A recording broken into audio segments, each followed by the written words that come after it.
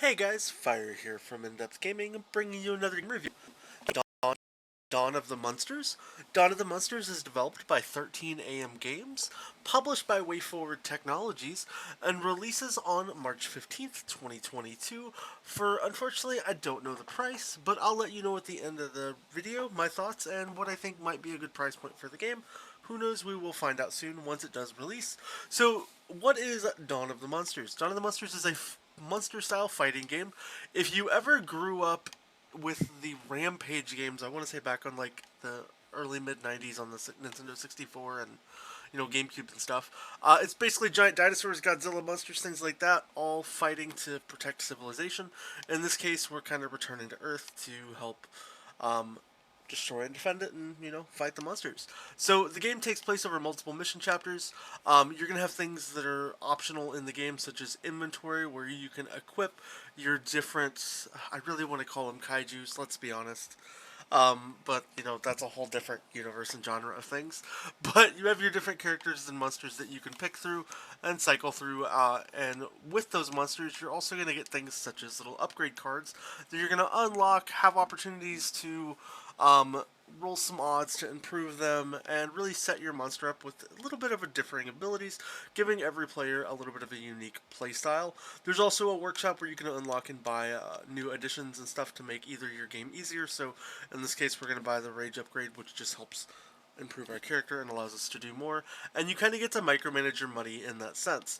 Now, along with that, there's some cool stuff with some dialogue. One thing that I do love about this game is it is a very comic book art style dialogue back and forth to it, but there's just a lot of little extra little nuances into the game, little details and backstories that you can kind of read about, and as you discover new monsters, you get to see little backlogs and stuff, which is definitely cool. The characters all have little back-end bios so you can learn more. So it's more than just, hey, here's the person you're talking to. They actually have a story, where they're born, how old they are and stuff. It's kind of cool.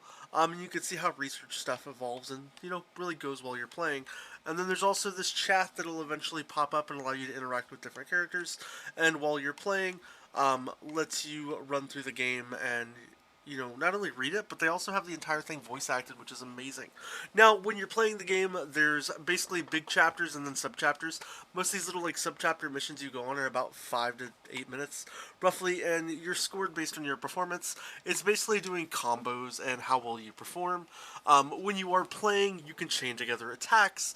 The way you're killing monsters, comboing, and everything just kind of adds up with your abilities to give you the best score possible. When you are playing the game, the controls are honestly extremely straightforward. You're pretty much just going to be attacking with two different buttons, and then you have options to pick up health kits, these little like orb things that'll increase your health. You can pick up buildings. You can see here at the beginning, I'm going to pick up this building here, so the first monster we see, we're going to beat the living crap out of him. And the top left of your screen's a health bar. There's a little rage bar with those little like spiky things below, and that's basically what triggers up like your superpower. And then when you're playing, you're going to encounter all kinds of enemies. So as you can see right here, this is kind of a boss that we're encountering, and we have to just kind of attack and focus on him and work to complete whatever those goals are. You have opportunities to gain health based on the enemies that you attack, and various enemies do different things in the game. As you can see, this little guy in front of us kind of shoots a projectile, while this other guy is more just a bruiser who's here just to punch us and cause some damage. When you are playing, you are going to get optional, like, kind of specials that you can use and equip. As you can see, I can hit left trigger here for just a second, and you'll see kind of like little move sets. Those are kind of optional things that give me power ups and allow me to be stronger and just hit with special attacks. They can be things that are almost like a nuclear bomb going off to just having stronger attacks and everything in between. What I do enjoy about this game is every level's very different and you're constantly being introduced to new things, but the way you're introduced to new things isn't done in a sense that's makes them overwhelming. It's done in a sense that honestly just makes the gameplay really fun and keeps bringing something new to the table. The just variety in enemies that you're going to fight and opponents really make the game quite unique. And for me, that is a big plus in this game. It's it's nice to have a game that's not just rinse and repeat, here's the same monsters over and over, but the pace at which the game teaches you and brings in new encounters is just done very well. It's something that a lot of games I feel like struggle to find a super solid balance on, and they really nailed it here with Dawn of the Monsters. Just the pace, the rhythm, the fun, and just the overall, vibe you get when you're playing this game just sets you to want to constantly keep going. What I also really enjoy is just the short times that you're playing in the missions. It's a very easy game to pick up and play.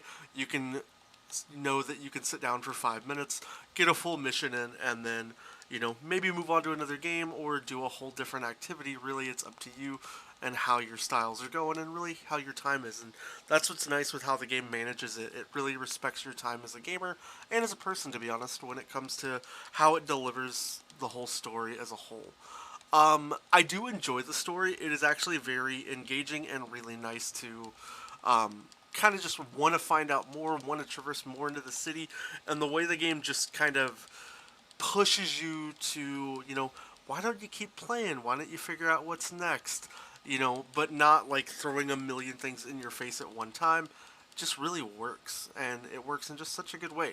Now, as far as like soundtracks and visuals, I think the game looks great. I love the comic book style illustration when you're interacting with other characters in the world, and your team, whether it's the different ones you're playing with as far as the characters, or just the art style of the game itself. Like, it really feels like I'm just playing a comic book, and being a giant superhero fan and things like that. Like, this game just hits all kinds of nerves. Like, I love like the Godzilla movies. I love the old school video games and stuff when I grew up in my early ages, and just the nostalgia there. Like, this game just triggers every nerve, and it's really enjoyable to just have that time to just not really, you know, I don't really know what I'm trying to say. It's just a lot of fun, and I really love it, and have just enjoyed my whole experience with this game. As far as achievements and everything with this game, I love the diversity. It's not a game where you're just going to pop stuff left and right. You're probably looking at roughly 9 to 10 hours to complete out the game, and, it's something that's nice because you're going to get, meat on the bone for what you're playing for. Unfortunately, I don't know what the price is for the game at this time. I would love to see this game come in at a price point that's honestly somewhere between $15 and $20. I think at that price point, you're definitely getting your money's worth, and for me, that's a really strong point in the contention of playing this game. As you can see, here's a little bit of the voice narration. I'll crank it up for a second so you can kind of hear how that interaction works. I identified some issues with my performance that I can improve upon, but yes, we did it. Good job, AG. You both did an incredible job, but we'll have time to celebrate after we defeat the Nephilim. But yeah, there's just a little bit of the character narration there, and it's just everything's done in such a well built package that honestly, Dawn of the Monsters is a great game. As far as giving an opinion on buy, sale, or pass, 100% I'm going to say this game is worth buying. The amount of time that you're going to get playing and enjoying it, I think is well worth it. And even if it's a little over $20, I still think it's a game that's worth picking up, and that anybody who grew up gaming in the early 90s will definitely hit crazy nostalgia levels and have a lot of fun with this. If you do pick up this game, please let me know what you think down in the comments below. If you have any questions or want to see more gameplay or are stuck on anything, please also let me know down below. If you haven't already, please consider subscribing. I hope you have a great rest of your day, and if you haven't already, join our Discord. We do giveaways all the time. We'll catch you next time.